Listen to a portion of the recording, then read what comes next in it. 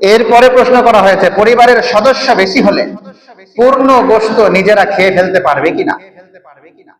আগেই বলেছি বন্টনের যে বিষয়টা, মাংস 3 ভাগ করা, যেহেতু এই মর্মে সহি স্পষ্ট কোনো আলোচনা পাওয়া যায় না, সাহাবায়ে কেরামের আসার থেকে, তাদের আমল থেকে আন্দাজ করা যায়, এই হিসাবে ফুকাহে কেরাম মুস্তাহাব, মুস্তাহসান, উত্তম বলেছেন। বাকি পরিবারের সদস্য যদি বেশি হয়, পরিবারের সদস্য বেশি হলে অবশ্যই পরিবারের সদস্যরা সবাই যাতে খেতে পারে এই দিকটাই নিশ্চিত করবে, এই দিকটাই লক্ষ্য রাখবে।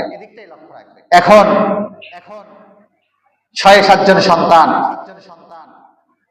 তারা কেউ ইনকাম করে না, পড়াশোনা করে, তারা কেউ সাহেবে নেসাব না, বাবার কুরবানি ওয়াজিব হয়েছে, মাত্র একটা ভাগ কুরবানি দিয়েছে।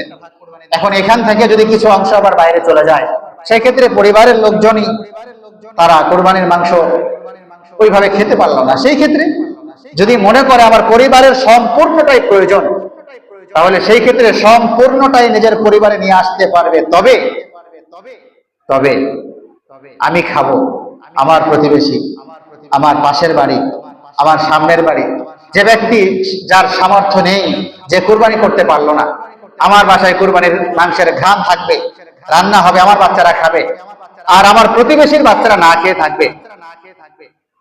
তো এই দৃষ্টিকোণ থেকে অবশ্যই আমরা প্রতিবেশীদের দিকে লক্ষ্য রাখবো।